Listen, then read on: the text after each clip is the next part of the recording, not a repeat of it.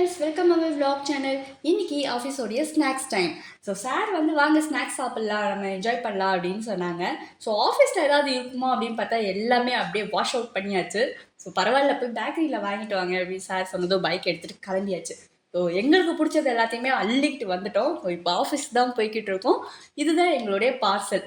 So சாருடைய ரியாக்ஷனை பார்க்கும்போது எங்களுக்கே கொஞ்சம் நாங்கள் ரொம்ப ஓவராக தான் போயிட்டோமோ அப்படின்ற மாதிரி ஆயிடுச்சு. ஏய் ஏண்டா தெரியாதனமா உன் கையில 500 காசு கொடுத்துட்டா? நான் கடையா வாங்கிட்டேன். ஒண்ணுமே இல்ல பாஸ். ரெண்டு தான் இருந்துச்சு. அது பரவாயில்ல. அதுக்கப்புறம் இது வேற என்னது? அது பாவம். என்ன பண்ணு கடை வைக்க போறோமா என்ன?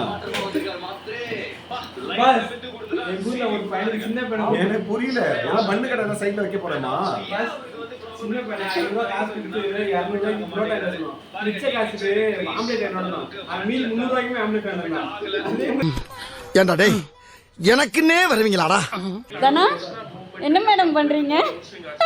எது சாப்பிடலாம் அப்படின்னு யோசிச்சுட்டு ஏகப்பட்ட வெரைட்டிஸ் இருக்கு. இவ்வளோ ஐட்டம் இருக்குல்ல, கம்மியா சாப்பிட்டு ப்ரே பண்ணிட்டு ப்ரே பண்ணு. சிரிப்பு கலுக்குன்ட்டு பொண்ணுன்னா நல்லா கலகலன்னு சிரிக்க வேணாம். இனிமே வெளியே சார் அனுப்பவே மாட்டாரு. எதா இருந்தாலும் இங்கேயே செஞ்சு சாப்பிட்ருங்க அப்படின்னு சொல்ல போறாரு. பாருங்க, எல்லாருமே பசியில ஆளாளுக்கு ஒரு பிளேட்டை வச்சுக்கிட்டு எப்ப தருவீங்கன்னு அப்படியே பாத்துக்கிட்டு இருக்காங்க. அம்மா தாயே கொஞ்சம் சோறு போடுங்கம்மா. ஸோ எங்க ஆஃபீஸ்ல நடக்கிற ஃபன்ஸ் எல்லாத்தையுமே நீங்க பார்க்கணும் அப்படின்னு நினைச்சீங்கன்னா மறக்காம நம்ம சேனல்ல லைக் பண்ணுங்க, ஷேர் பண்ணுங்க, கமெண்ட் பண்ணுங்க. மறக்காம சப்ஸ்கிரைப் பண்ணி வச்சுக்கோங்க. அப்பதான் ரெகுலரா எங்க வீடியோவை பார்க்க முடியும். Thank you, bye bye.